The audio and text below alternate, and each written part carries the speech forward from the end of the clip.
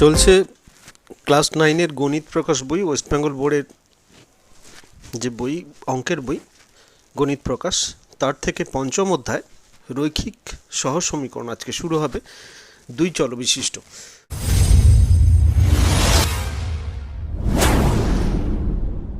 এই চ্যাপ্টারের প্রথমে আমরা যেগুলো দেখব সেগুলো হচ্ছে প্রথম 5.1-এ যেটা আছে সেটা হচ্ছে সমীকরণ গঠন ও সমাধান। এটা লেখচিত্রের সাহায্যে করতে হবে।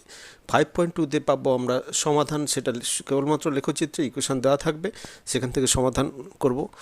আবার 5.3-তে আমরা সেটাতেও সমাধান করব, কিন্তু সমাধানের যে পদ্ধতিগুলো আছে সেই একটা পদ্ধতির মাধ্যমে একটা চ্যাপ্টারের সমাধান আছে। প্রথম যেটা 5.3-তে যেটা আছে সেটা হচ্ছে অপনয়ন পদ্ধতি। 5.4-এ যে সমাধানটা আছে সেটা হচ্ছে তুলনামূলক পদ্ধতি। 5.5-এ যেটা আছে সেটা হচ্ছে পরিবর্ত পদ্ধতি। 5.6-এ আছে বজ্রগুণন পদ্ধতি, এবং সবচেয়ে শেষে 5.7 যেটা পাবো সমীকরণ গঠন ও তার সমাধান। ভাষার অঙ্ক থাকবে, সেটা গ্রাফ ছাড়াই আমাদের সমাধান করতে হবে। তো এই চ্যাপ্টারগুলো আমরা পরপর করব। এটা খুব ভাইটাল চ্যাপ্টার, অনেকগুলো চ্যাপ্টার একসঙ্গে আছে। তো এই চ্যাপ্টারটা করার আগে আমাদের বেসিক কিছু জিনিস জেনে নিতে হবে। বীজগণিতের ক্ষেত্রে দুটো চলরাশি ব্যবহার করা হয়। একটা হচ্ছে আমি যদি এইরকমের একটা ইকুয়েশান ধরে নিই যে 2x + 5 = y, তো এই ধরনের যদি ইকুয়েশান ধরি তাহলে এটা একটা চলরাশি, আবার এটাও একটা চলরাশি। এটা এই যে x একটা চলো আর y একটা চলো, এখানে আমরা দেখতে পাচ্ছি x এর মান যা বসাবো তার উপর নির্ভর করছে y এর মান। সেই জন্য এই ধরনের চলরাশিকে বলবো আমরা স্বাধীন চলো। আবার এটা হচ্ছে অধীন চলো।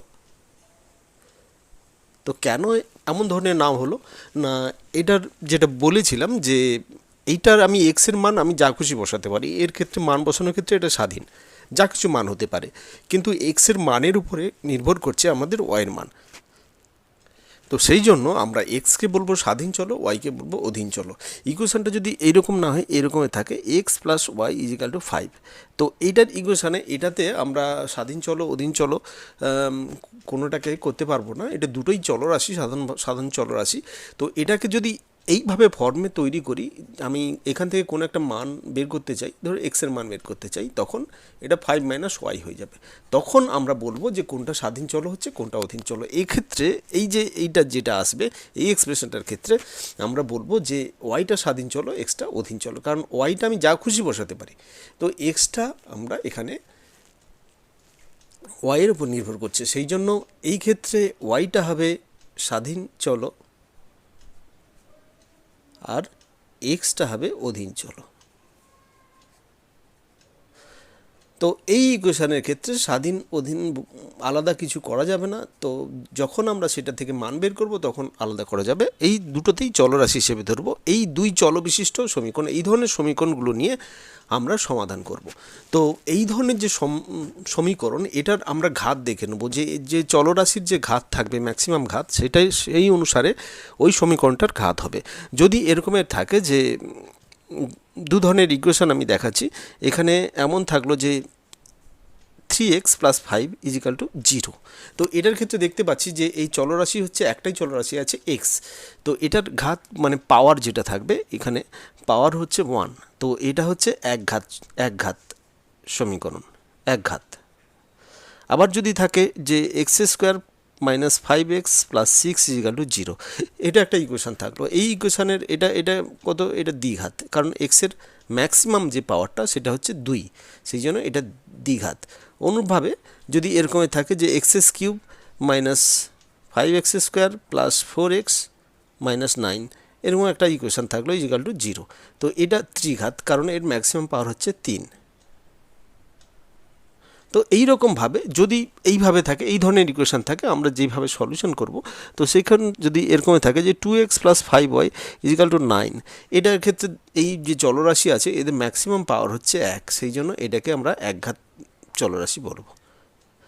এই ধরনের রাশির ক্ষেত্রে আজকে আমরা সমাধান করব। এটাতে যদি ওইভাবে না হয়, যদি এরকম হতো x² + y² = 16, তো সেক্ষেত্রে এটা দ্বিঘাত হতো, কারণ এটার পাওয়ার হচ্ছে 2। তো এই ক্ষেত্রে আমরা বলে রাখি যে এই ধরনের ইকুয়েশানগুলো সবসময় সরলরেখাকে রিপ্রেজেন্ট করবে, একটা সরলরেখা বোঝাবে। এর ছবি যদি করি সেটা একটা সরলরেখা হবে। এবার ছবিটা কিভাবে করব সেটা পরে আসছি।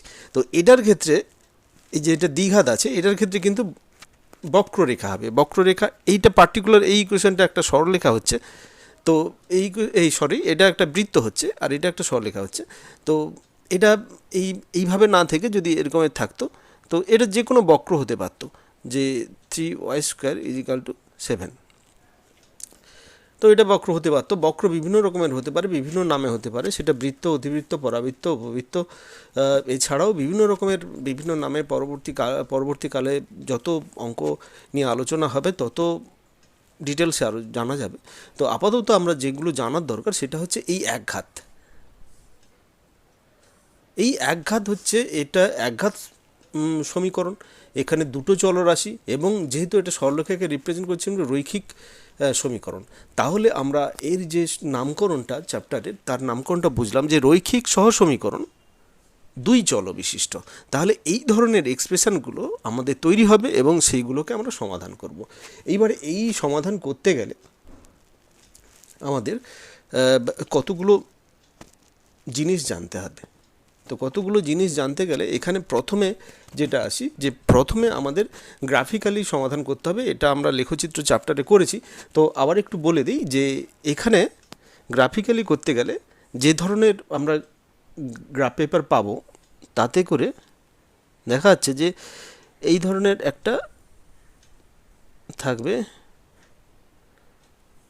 হালকা নীল রঙের পেপারে। এখানে বিভিন্ন ধরনের দাগ কাটা থাকে।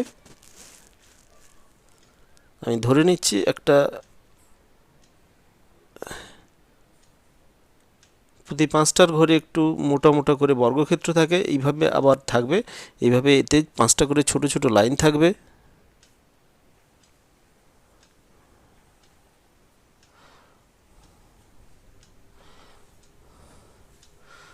আর অন্যভাবে এই পাশেও এরকমভাবে 5টা করে লাইন থাকবে। আমি রাফলি একটু আঁকার চেষ্টা করছি, আমি 10টা ঘর নিয়েই দেখাচ্ছি।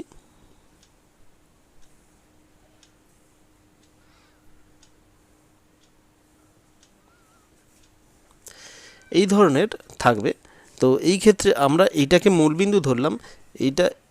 এইটা হচ্ছে এক্স অক্ষ আর এটা ওয়াই অক্ষ, এটা এক্স ড্যাস্ট আর এইটা ওয়াই অক্ষ, এটা ওয়াই আর এটা ওয়াই ড্যাস্ট। এইটা মূলবিন্দু। এইখানে এই রেখাটা, এই যে 5টার ঘরের যে রেখা, এই রেখাগুলো একটু ডিপ থাকে। তো এইবারে আমাদের প্রতিটা ঘরকে, এই যে ছোট ছোট ঘর আছে, এই ছোট ছোট ঘরকে এক একক ধরে নেওয়া হয়। এটা এক, এটা এক, এটা এক, প্রত্যেকটা সমান দৈর্ঘ্য প্রস্থ বিশিষ্ট এটা বর্গক্ষেত্র, প্রত্যেকটা একটা ছোট ছোট বর্গক্ষেত্র হবে। এটা একটা এক একক বিশিষ্ট এক বর্গ একক, এটা এক বর্গ একক। দৈর্ঘ্য প্রস্থ সমান হয় সবসময় এটার ক্ষেত্রে। তো প্রত্যেকটা এই 5টা ঘর থাকে, এখানে 5টা ঘর, এরপরে আবার 5টা ঘর, এরপরে আবার 5টা ঘর, এরকম নিয়ে একটা এইভাবে ছক তৈরি করা হয় পরপর। তো আমরা এটাকে এক ঘর হিসেবে ধরি। এটা 1, এটা 2, এটা 3, এটা 4। এক্সের দিকে এটা পরপর বাড়তে থাকে, এইভাবে বাড়তে থাকে, আবার ওয়াইয়ের দিকে এইভাবে বাড়তে থাকে। তো আমাদের এই প্রত্যেকটা ঘরকে আমরা কখনো 1 ধরতে পারি, কখনো আবার 100 ধরতে পারি। তো কীটা ধরবো সেটা আমাদের যে টেবিল তৈরি হবে এই ধরনের ইকুয়েশান থেকে আমরা এক্সয়ের যে মান বের করে যে টেবিল পাবো, সেই টেবিলের উপর নির্ভর করছে এটা কেমনভাবে হবে। ধরে নিচ্ছি এখানে টেবিল কয়েকটা আমি উদাহরণ দিই। যদি এরকমই থাকে টেবিল নাম্বার 1 এমন থাকলো যে এখানে এই টেবিলের ক্ষেত্রে এক্স ওয়াই দুটোর মান আসবে। এখানে 3টে মান দিয়ে আমরা টেবিল তৈরি করব। যেখানে এটা ধরলাম -3, 5, 2, 7 আর 5, 9 এরকম একটা থাকলো। এখানে দেখছি প্রত্যেকটা মান 1 থেকে 10-এর মধ্যে আছে কিংবা 1 থেকে 20-এর মধ্যে আছে। সেক্ষেত্রে আমরা প্রত্যেকটা ঘর এক একক ধরে নিয়ে আমরা করে নিতে পারি। এই একটা গ্রাফ পেপারের মধ্যে ছবি তৈরি করতে পারি প্রত্যেকটাকে এক একক ধরে। কারণ এখানে এই যে মানগুলো আছে, ম্যাক্সিমাম মানগুলো 5, 10 পর্যন্ত, 9 পর্যন্ত আছে। এই মানগুলো কিন্তু খুব একটা বড় নয়, তাহলে খুব সহজে করে নিতে পারি। আবার যদি খুব এই ধরনের থাকে যে মাঝারি ধরনের টেবিল 2, যেটাতে ধরো এরকমের থাকলো যে এক্স ওয়াই দুটো মান আছে, যেটাতে থাকলো 15, 23, 20, 50 আর 22 ধরো থাকলো 67। তো এই ধরনের মান থাকলো। তো এই ধরনের মান থাকলে আমাদের কি করব না, এটা তো অনেক বড় হয়ে যাবে, প্রত্যেকটাকে যদি এক ঘর ধরি গ্রাফ পেপারে ধরবে না। তো সেই ক্ষেত্রে আমরা কী করব, প্রত্যেকটা ঘরকে 10 ঘর করে ধরে নেব। 10, 20, 30, 40, 50, 60, 70, 80, 90। এরকমভাবে আমরা 67 আছে, তাহলে আমরা পয়েন্টিং করতে পারি 70 পর্যন্ত কিংবা 80 পর্যন্ত। এইভাবে দুপাশে পয়েন্টিং করে ওই ওপরে নিচে পয়েন্টিং করব, তারপরে আমরা পয়েন্টগুলো বসাবো। এইবারে প্রশ্ন হচ্ছে যে এখানে 67 বা 22 এই মানগুলো পাবো কী করে। এটা একটা এই যে ধরো এটা 60 থেকে 70-এর মধ্যে একটা ঘর। তো এই ঘরের মধ্যে এই মাঝামাঝি ঠিক পরে আমরা 67 এখানে তো একবারে অ্যাপ্রোপ্রিয়েট পাওয়া সম্ভব নয়। সেই ক্ষেত্রে আমরা এখানে যে 60 থেকে 70 ঘর ধরলাম, তাতে ঠিক মাঝামাঝি জায়গার একটু পরে নেবো, সেটা হচ্ছে 67 হিসেবে নেবো। 22 অনুভাবে যদি আমি ধরি, এটাকে যদি ধরি 20 থেকে 30-এর মধ্যে, এটা 20 এটা 30, তাহলে মাঝামাঝির একটু আগে নেবো, যেটা 22 হিসেবে ধরে নেব। তো এই 22 বা 23 যে গ্রাফ পেপারগুলো সাপ্লাই থাকে, সেই সাপ্লাইয়ের মধ্যে যতটুকু তার মধ্যে যতটুকু থাকে, বেশি বড় সংখ্যা থাকলে কিন্তু তার বাইরে বেরিয়ে যেতে পারে পয়েন্টগুলো। সেই ক্ষেত্রে আমাদের কি করতে হবে, যে ওই ক্ষুদ্র ক্ষুদ্র ঘরগুলোকে বড় একক ধরে নিতে হবে। তো এইভাবে আমরা এই গ্রাফটা তৈরি করে নেবো। সেটা একটা স্ট্রেট লাইন বেরোবে, এইভাবে দুটো যদি ইকুয়েশান থাকে দুটো স্ট্রেট লাইন বেরোবে, এবং সেই দুটো স্ট্রেট লাইন যে বিন্দুতে ছেদ করবে সেই বিন্দুটা হবে আমাদের সমাধান বিন্দু। তো সেখান থেকে আমরা সমাধান পাবো, সেখান থেকে এক্সের মান ওয়াইয়ের মান দুটো মান পেয়ে যাব। তো এইভাবে আমাদের সমাধান করতে হবে। তো এই ক্ষেত্রে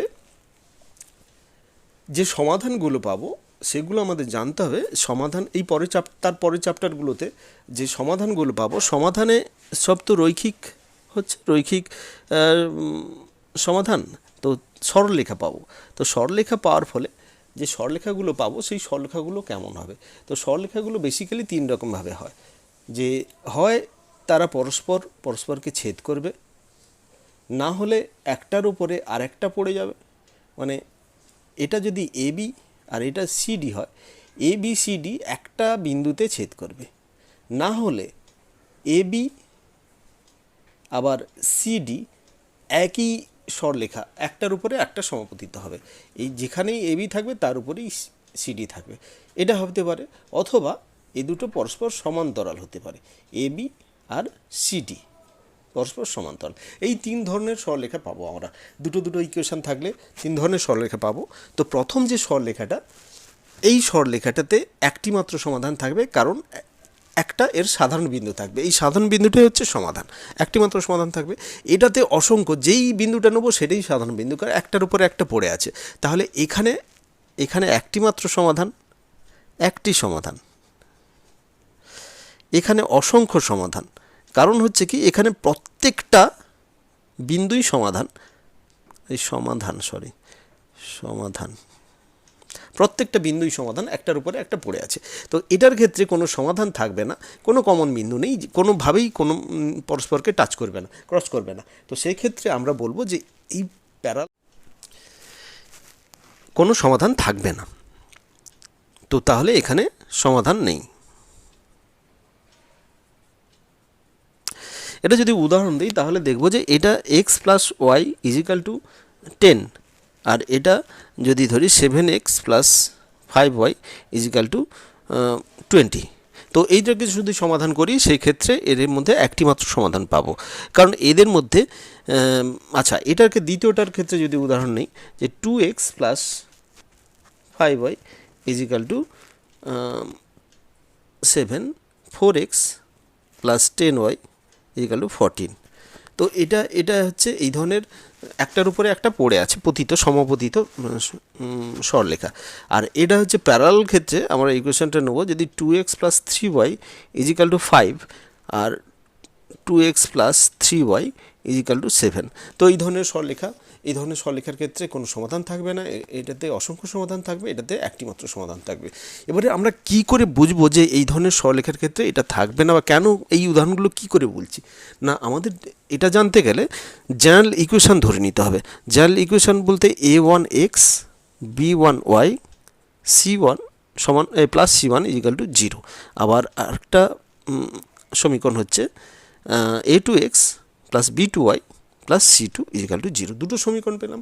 এই দুটো সমীকরণের ক্ষেত্রে প্রথম কেস হচ্ছে যদি একটি সমাধান থাকবে যদি এমন কন্ডিশন হয় যে, বা দুটো সরলরেখা আলাদা আলাদা সরলরেখা হবে, একটি বিন্দু ছেদ করবে, যদি এমন হয় যে a1 এই যে এর যে রেশিও যেগুলো আছে, এদের যে সহগ যেগুলো আছে, সহগের রেশিওটা এটা নট ইজিক্যাল টু y এর সহগের রেশিও যদি নট ইজিক্যাল টু হয়, তখন একটি মাত্র সমাধান থাকবে। আর 2 নম্বর হচ্ছে কি, অসংখ্য সমাধান থাকবে কখন? অসংখ্য সমাধান থাকবে কখন না, যখন এই x এর সহগের অনুপাত সমান y এর সহগের অনুপাত সমান যেটা কনস্ট্যান্ট টার্ম সেটা এই c এর সহগের অনুপাত সমান হবে। মানে তিনটে, এটার অনুপাত, এটার অনুপাত আর এটার অনুপাত, তিনটে অনুপাত যদি সমান হয় তাহলে বলবো, এটার ক্ষেত্রে হয়েছে 1/2, এটার ক্ষেত্রে হবে 1/2, এটার ক্ষেত্রে হবে 1/2। তো তিনটে যদি সমান হয় তখন বলবো যে এটা একটি সরলরেখাকে রিপ্রেজেন্ট করছে বা সমাপতিত হয়েছে। তো তখন এটাতে অসংখ্য সমাধান থাকবে। আবার কখন সমাধান থাকবে না,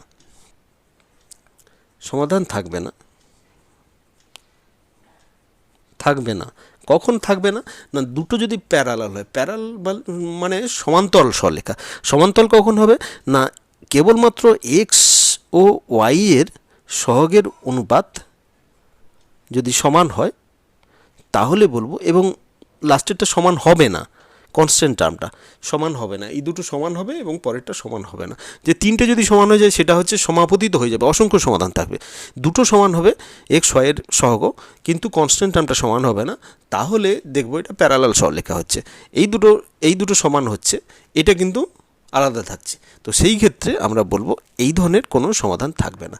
তো এইভাবে আমরা এই বেসিক ফর্মুলা এটা জানলে আমাদের যে কোনো উদাহরণ আমরা দেখে বা যে কোনো ইকুয়েশন থেকে বুঝতে পারবো যে এটার সমাধান হবে কি হবে না।